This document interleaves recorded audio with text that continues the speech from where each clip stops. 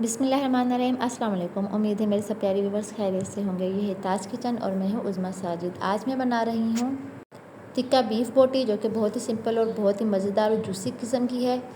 तो जो मेरे चैनल पर नए हैं वो जल्दी से मेरा चैनल सब्सक्राइब कर लें। तो चलो हम स्टार्ट करते हैं। इसके लिए मुझे चाहिए 1 केजी जो है बीफ की बोटियाँ ली हैं और मैंने उसको धो के अच्छी तरह से छोटी छोटी बिल्कुल काट ली हैं। इसको ज़्यादा बड़ी नहीं, बिल्कुल छोटी छोटी रखनी है। और इसमें मैंने डाला है सिरका डालकर इसको मैंने रख दिया है आधे घंटे के लिए। और जी तो आधा घंटा मेरा हो चुका है सिरका डाले हुए। अब ये जो सिरका है मैं सारा ये इसमें से निकाल दूँगी और फिर मैं इसमें डालूँगी हाफ़ टेबल स्पून लहसुन का पाउडर और 1 टीस्पून नमक और 1 टेबल स्पून पिसा हुआ धनिया और हाफ़ टी स्पून हल्दी और 2 टीस्पून कुटी हुई लाल मिर्च और 1 टीस्पून पिसी हुई लाल मिर्च, हाफ़ टी स्पून जर्दे का कलर जो कि ऑप्शनल है। 1 टेबल स्पून मैंने लिया है ज़ीरा, 1 टेबल स्पून सौंफ और थोड़ी सी काली मिर्ची, 3 लौंग है, 1 बड़ी इलायची है, 2 से 3 चुटकी अजवाइन है और 3 से 4 स्टिक दालचीनी के टुकड़े हैं। इन सबको मैंने ग्राइंड करके पीस लिया है और ये मसाला जो है मैं इसके अंदर डाल दूँगी। ये 2 टेबल स्पून बनेंगे। 2 टेबल स्पून भर के मैंने इसके अंदर डाल देना है और ये 2 टेबल स्पून मैंने इसमें डाले हैं किसी भी तिक्का मसाले का आप जो है इसमें डाल सकते हैं। और इस मसाला और इसमें मैंने दही डाल रही हूँ, हाफ़ कप तकरीबन मैंने इसके अंदर दही डाला है। और इसके बाद मैंने इसमें 2 चम्मच टेबल स्पून मलाई के डाले हैं और 3 टेबल स्पून मैंने इसमें ऑयल डाल दिया है। अब मैं इसको अच्छे से मिक्स कर दूंगी।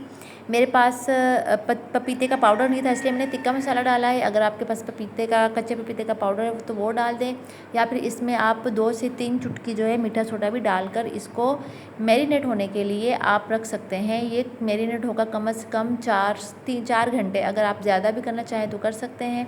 इसको मैं अच्छी तरह से अब इस तरह से मिक्स कर रही हूँ। अच्छे से मिक्स करके इसको मैं कम से कम 4 से 6 घंटे मैरिनेट होने के लिए रखूँगी। आप सारी रात भी जो है इसको ओवरनाइट मैरिनेट होने के लिए रख सकते हैं और फ्रिज में रखिएगा, बाहर ख़राब भी हो सकता है क्योंकि ये गर्मी है।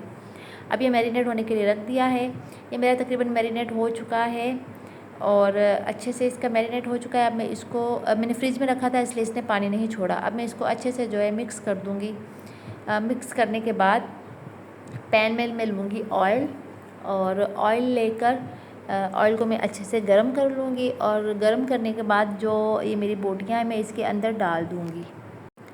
आप इसको सीखों पर भी आप बना सकते हैं, कोयलों पर बना सकते हैं सीखों में लगाकर, तो लेकिन मैं इस तरह से बना रही हूँ तो ये भी अच्छे बनेंगे। और जो उसका कोयलों का नेचुरली जो टेस्ट होगा तो वो भी जो है इसमें आ जाएगा। इसमें थोड़ा सा मैंने पानी डाल दिया है।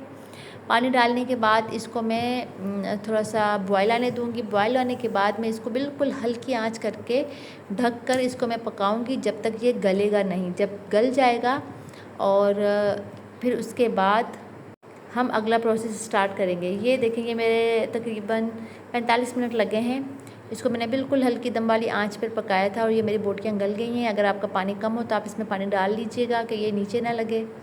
और ये देखिए मेरी सारी बोटियाँ गल गई हैं। और अब ये मैंने बड़ा सा कोयला लिया है और इसको आग पे रख दिया है। और आग पे रखने ये मैंने लेमन जूस डाले हैं। 2 मैंने लेमन काट के उसका लेमन जूस जो है मैंने इसके अंदर डाल दिया है और इसको मैं अच्छे से मिक्स कर रही हूँ ताकि जो लेमन हमने डाला था वो भी इसमें अच्छे से मिक्स हो जाए।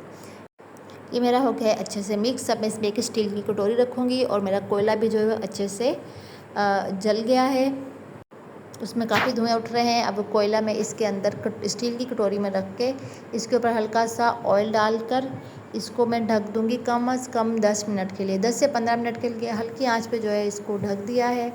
और ये देखें ये सारे कोयले की जो धुआं था वो इसमें चला गया है और आपको ऐसा ही लगेगा जैसे आप जो है सीखों वाली बोटियाँ खा रहे हैं। बहुत टेस्टी और बहुत जूसी, बहुत मज़े का जो है इसका टेस्ट है। इस पर चाट मसाला डालें और इसमें नींबू छिड़कें और इसको जो है दही के रायते के साथ या केचप के साथ या इमली की चटनी के साथ आप इसको सर्व करें। बहुत मज़े की, बहुत टेस्टी और यूनिक सा आपको टेस्ट लगेगा और बिल्कुल इजी है बनाने में भी और इजीली सिंपल सी बन जाती है।